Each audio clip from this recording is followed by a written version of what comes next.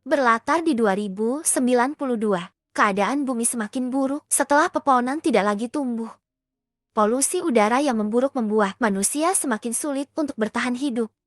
Perusahaan raksasa yang disebut ATS membangun rumah orbit baru bagi manusia. Orang kaya yang bisa membeli tiket diperbolehkan untuk tinggal. Sementara sisanya tersiksa dengan keadaan bumi yang semakin parah. Mereka yang bertahan di bumi melakukan berbagai cara untuk menyambung kehidupan. Salah satunya bekerja sebagai pembersih sampah luar angkasa yang dikenal dengan sebutan Space Wipers. Itulah yang selama ini dilakukan oleh Taeho, seorang pemuda asal Korea yang kebetulan tidak memiliki hak untuk tinggal di ATS. Di suatu hari, Taeho turun ke bumi untuk mencari seseorang yang hilang pasca kecelakaan. Dia pergi ke distrik Lost and Found, tempat di mana sesuatu yang hilang akan dikumpulkan dan disimpan. Setibanya di sana, penjaga menunjukkan tubuh anak kecil dengan ciri-ciri yang dia minta pada sebuah peti. Namun sayangnya, anak itu bukanlah seseorang yang dia cari selama ini. Taeho pun kembali keluar angkasa untuk melanjutkan pekerjaannya. Sementara itu, sekelompok reporter yang berasal dari bumi berkunjung ke distrik pemukiman ATS. Di sana mereka bertemu dengan Tuan Jeff Sullivan, pendiri ATS yang kini berusia 150 tahun. Walau demikian, dia masih terlihat muda karena kemajuan teknologi yang dia ciptakan. Sullivan menceritakan misi ATS ke depannya untuk menjadikan planet Mars sebagai bumi baru yang nantinya disebut Eden. Dengan teknologi nanobot, pohon kehidupan yang disebut superplant dapat tumbuh dengan baik di sana. Dengan begitu, planet Mars akan layak untuk dihuni dan manusia bisa memulai kembali peradabannya. Dalam pertemuan itu, terdapat seorang reporter yang menuntut keadilan karena 95% populasi manusia masih tertinggal di bumi dengan kondisi yang semakin parah. Dia juga mempertanyakan jutaan sampah luar angkasa yang ditimbulkan ATS, yang dimana itu membahayakan para swipers, bahkan penduduk bumi, karena bisa saja puing-puing itu masuk ke atmosfer dan terjatuh. Sementara itu, di luar angkasa, Taeho tergabung ke dalam sebuah kelompok bernama Victory, yang terdiri dari 4 anggota termasuk dirinya, mulai dari Kapten Zheng sebagai pemimpin, Taeho sebagai pilot, Tiger Park sebagai teknisi mesin, dan sebuah robot bernama Babs, yang bertugas menarik sampah dari luar pesawat. Pada dasarnya, mereka yang bekerja sebagai swipers harus berlomba-lomba mencari sampah luar angkasa untuk ditukar dengan uang. Di saat swipers lainnya bekerja sama menangkap bangkai pesawat, Taeho dan teman-temannya datang merebut pesawat itu untuk kemudian dijual di sebuah distrik penampungan. Taeho berhasil menjauhkan pesawat dari kejaran supers lain. Namun sayangnya, dia lengah dan hampir saja menabrak distrik pemukiman ATS. Tidak sampai di situ, kelalaian tersebut membuat pesawat maju kencang dan menabrak antena satelit yang sedang mengorbit. Pada akhirnya, mereka pun transit di sebuah distrik penampungan untuk menukar semua sampah yang telah mereka dapatkan. Namun, bangkai pesawat yang mereka dapat tidak bisa dijual karena harus dibongkar terlebih dahulu. Sialnya, mereka harus membayar denda karena sudah merusak antena satelit. Lebih parahnya lagi, bendahara mereka yang bernama Porky kabur, membawa semua uang yang telah mereka kumpulkan. Hidup mereka pun semakin sengsara. Suatu ketika, Theo menemukan seorang anak kecil di dalam bangkai pesawat yang mereka dapatkan sebelumnya. Entah siapa dan dari mana asalnya, anak kecil itu nampaknya warga negara Korea. Tidak lama dari itu, sebuah berita muncul menjelaskan tentang hilangnya robot pemusnah massal yang bernama Dorothy yang diduga milik sekelompok teroris bernama Black Fox. Saat dia mati, ternyata anak itu adalah robot yang dimaksud. Pada akhirnya, Taeho dan teman-temannya berdiskusi dan mereka memutuskan untuk melaporkan Dorothy kepada polisi. Tidak lama dari itu, Taeho memeriksa koper dan tas ransel yang dia temukan di bangkai pesawat. Sebelumnya, dia menemukan identitas Kang Hyun yang sepertinya berkaitan dengan Dorothy. Merasa menemukan sebuah petunjuk, mereka pergi ke distrik pemukiman non-ATS. Sesampainya di sana, Taeho menjelaskan bahwa Black Fox dan Space Gun kini sedang mencari Dorothy. Oleh karena itulah, Taeho berencana untuk menjualnya kepada Kang Hyun-woo, salah satu anggota Black Fox, dengan harga mahal. Dengan suara yang disamarkan, mereka melakukan negosiasi sebelum akhirnya sepakat untuk bertransaksi di distrik bisnis. Sementara itu, Dorothy yang tinggal di pesawat mulai menunjukkan kemampuannya saat menghidupkan pohon mati. Saat kembali ke pesawat, Taeho dan teman-temannya dengan kompak mendandani Dorothy supaya identitasnya tidak terungkap. Belum sempat mereka pergi, seorang polisi yang sebelumnya mereka hubungi datang. Dengan cepat, mereka menyembunyikan Dorothy dan membuat alasan bahwa mereka telah keliru memanggil polisi.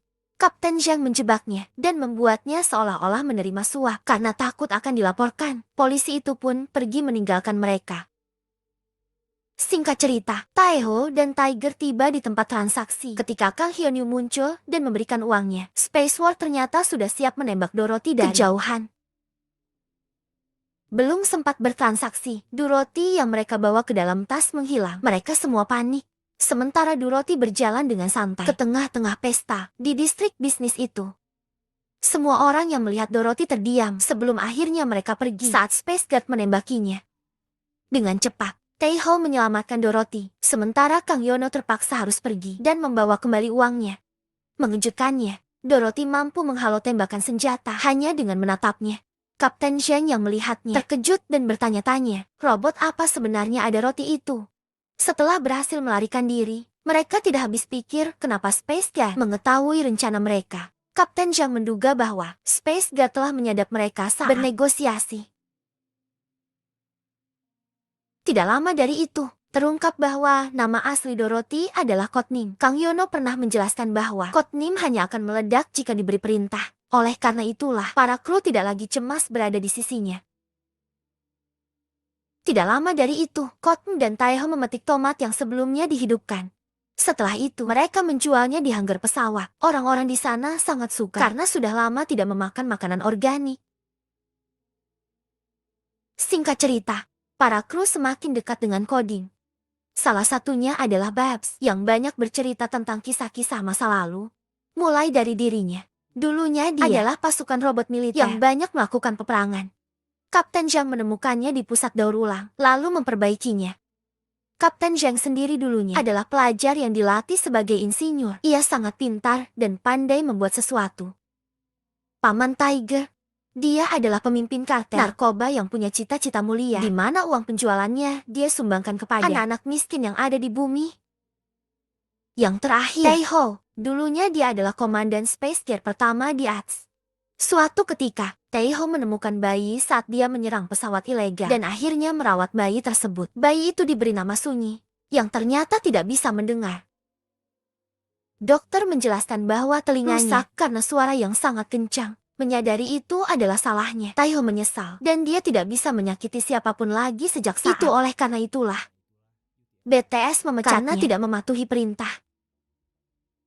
Taeho jatuh miskin dan menjadi gelandangan.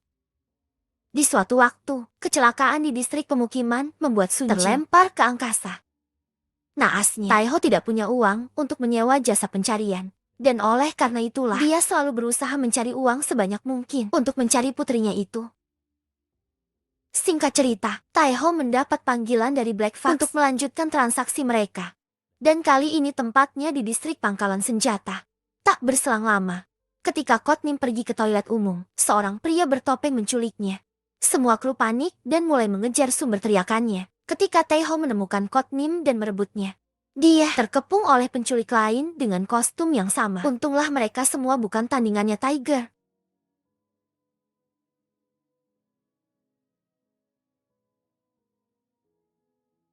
Di lain tempat, Tuan Sullivan melanjutkan pembicaraannya dengan reporter yang menuntut keadilan. Sullivan menjelaskan bahwa dia hanya memilih manusia berdasarkan sikap.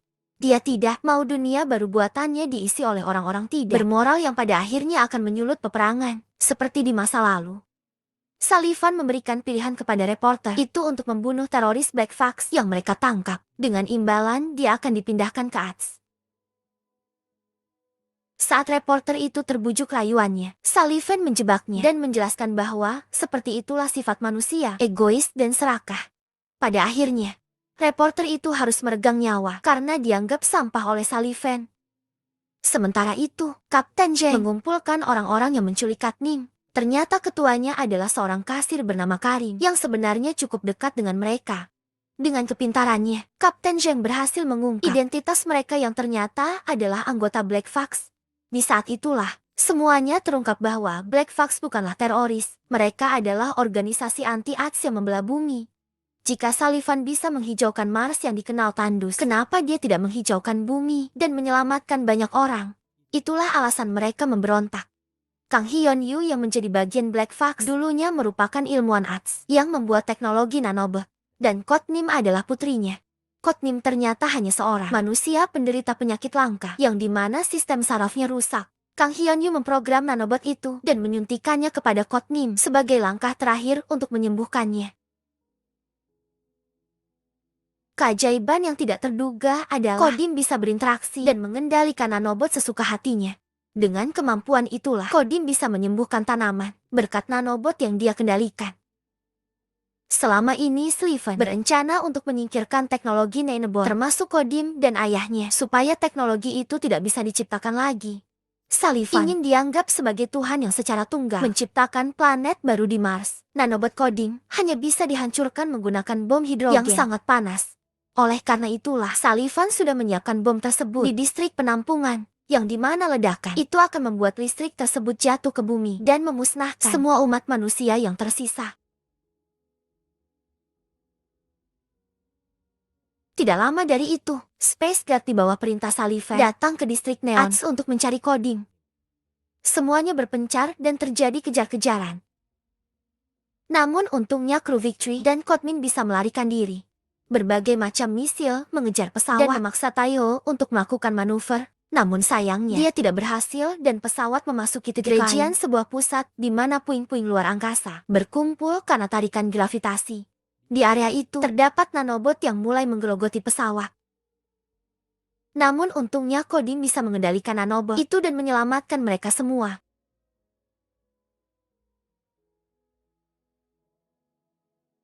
Seketika Kodim lemah tak berdaya, namun untungnya dia hanya pingsan. Sementara itu, Sullivan dengan tubuh artifisialnya mulai mengetahui identitas kru Victory dan aksinya saat menyelamatkan Kodim. Untuk kedua kalinya, Kotnim gagal bertemu dengan sang ayah. Kru Victory berusaha merawat Kotnim sebaik mungkin. Tidak lama dari itu, Kari menghubungi mereka dan menentukan titik pertemuan baru dengan Kang Hyun-yu. Setibanya di distrik terbengkalai, mereka semua berkumpul dan Kotim berhasil menemui ayahnya lagi. Semua orang sangat terharu dengan pertemuan itu, termasuk Taiho, yang teringat dengan putri kecilnya Sunny. Tidak lama dari itu, Kapten Zhang menyadari ada sesuatu yang tidak beres. Ternyata tempat itu dikelilingi oleh drone yang sudah siap menyergap.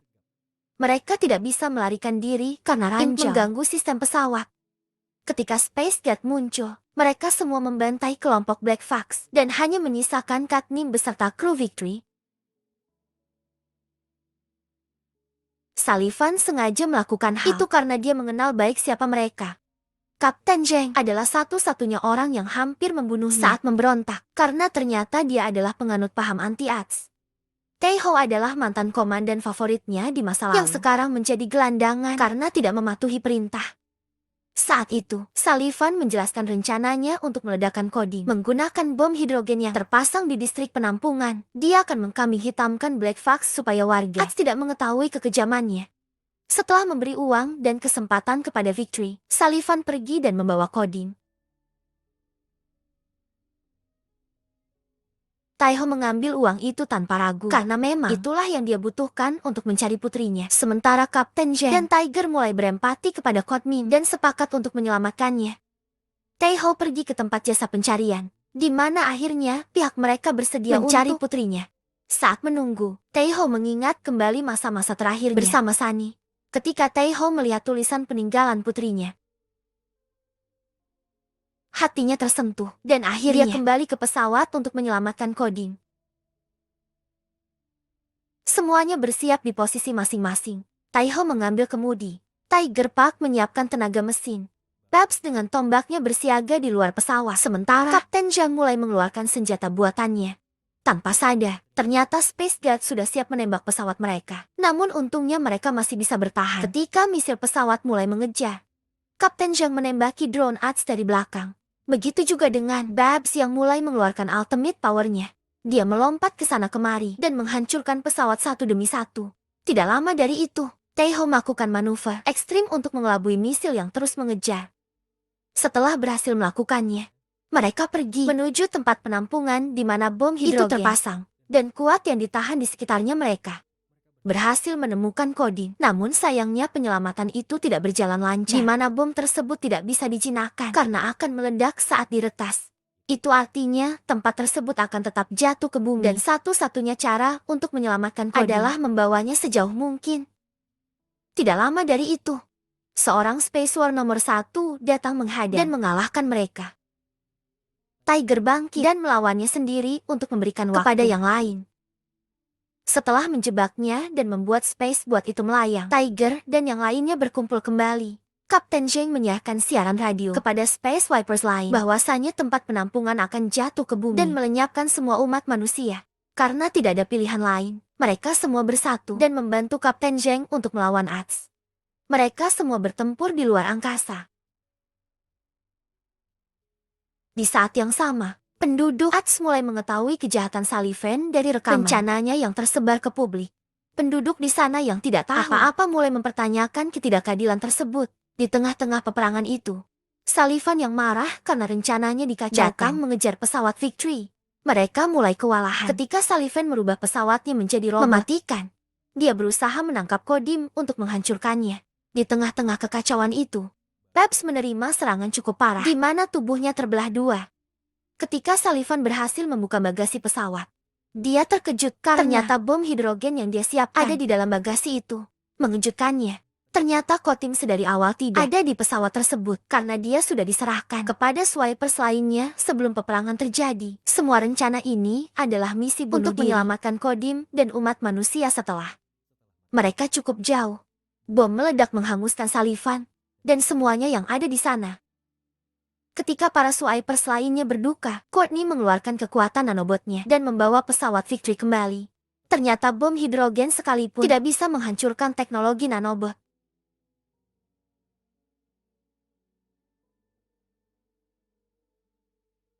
Sejak saat itu, BTS dipimpin oleh orang-orang yang tepat.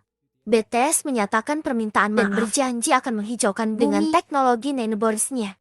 Mereka juga berjanji akan menjaga perdamaian seluruh umat manusia. Tidak hanya itu, Space Wipers yang ikut berjuang diberi kompensasi atas kerugian yang mereka terima. Termasuk Babs yang kini sudah menjalani cangkok kulit di tubuhnya dan menjadi cantik.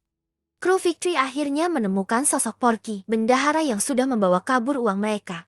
Setelah uangnya dikembalikan, keadaan finansial mereka pun membaik. Kabar baik lainnya, Katni membantu Taeho untuk menemukan putrinya yang mereka berdua dihubungkan melalui sebuah mesin. Katni menggunakan kemampuan nanobotnya membentuk koneksi telepati singkat antara dia dan putrinya. Saat mereka terhubung, Taeho berkesempatan untuk memeluk Sunyi dan mengucapkan selamat tinggal. Sunny tidak terselamatkan karena dia terdampar di luar angkasa terlalu lama.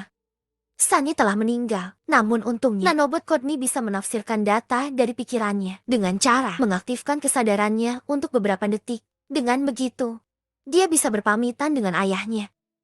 Pada akhirnya, Courtney menjadi bagian dari keluarga Victory. Dia juga terdaftar di sekolah seperti anak-anak pada umumnya. Dan terkadang dia mendapat tugas pergi ke bumi untuk menanam pohon. Film ini berakhir ketika mereka melanjutkan kembali rutinitasnya.